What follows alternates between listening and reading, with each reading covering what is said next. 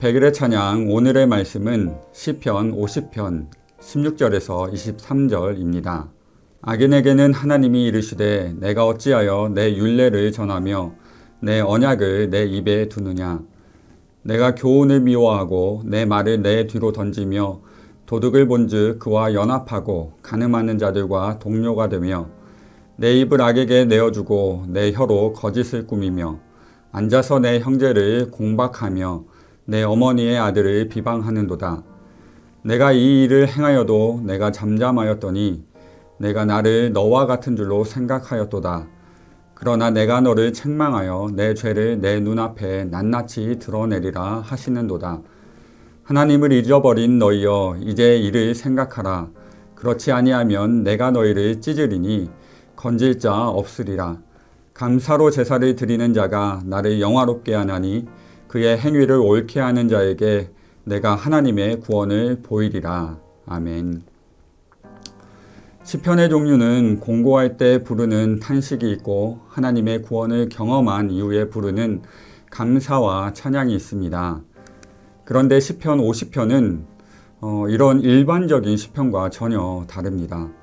마치 예언자들이 하나님의 말씀을 대언하는 것처럼 이 시편 50편은 예언서를 읽는 듯한 느낌이 듭니다.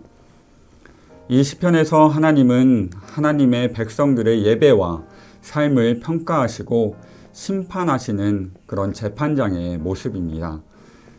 특별히 오늘 읽은 16절부터는 하나님의 백성을 책망하시고 하나님이 무엇을 원하시는지 결론 부분에 말씀하고 있습니다.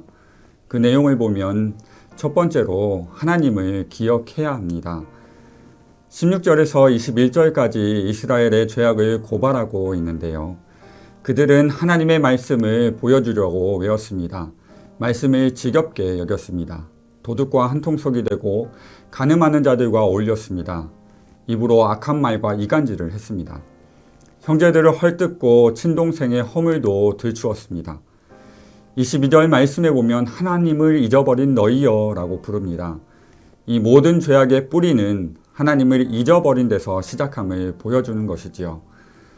당시에 이스라엘 백성들은 하나님의 침묵을 자기들의 생각에 동의하는 것으로 생각했습니다. 그 결과 그들은 그들의 죄악된 삶은 돌아보지 않았습니다. 형식적인 예배를 드리고 위선적인 삶을 살았습니다. 하나님께서 원하시는 것은 예배와 제물 자체에 있는 것이 아니라 예배를 드리는 자의 마음과 삶에 있는 것이죠. 하나님이 원하시는 예배와 삶은 하나님을 기억하는 것에서부터 시작합니다. 두 번째로 감사와 제사를 드려야 합니다. 감사가 없는 제사는 하나님이 기뻐하시지 않습니다. 하나님을 기쁘시게 하는 예배의 요소는 감사이지요. 오늘 말씀 23절에는 감사로 제사를 드리는 자가 나를 영화롭게 하나니 그의 행위를 옳게 하는 자에게 내가 하나님의 구원을 보이리라 기록되어 있습니다. 감사로 제사를 드리는 것은 단순히 감사의 제목 몇 가지를 찾아서 감사를 노래하라는 것이 아닙니다. 우리가 이 땅에 존재하는 첫 번째 목적이 무엇입니까? 하나님을 영화롭게 하는 것이지요. 어떻게 그 하나님을 영화롭게 할 수 있는가? 바로 하나님께 감사하며 예배를 드리는 것으로 하나님을 영화롭게 할 수 있습니다.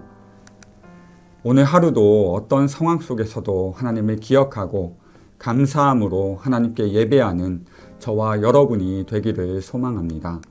함께 기도하겠습니다. 사랑의 하나님, 하나님께서 기뻐하시는 예배의 삶에 대해서 말씀해 주시니 감사합니다. 하나님을 기억하며 중심으로 찬양을 올려드리는 우리가 되게 하여 주옵소서.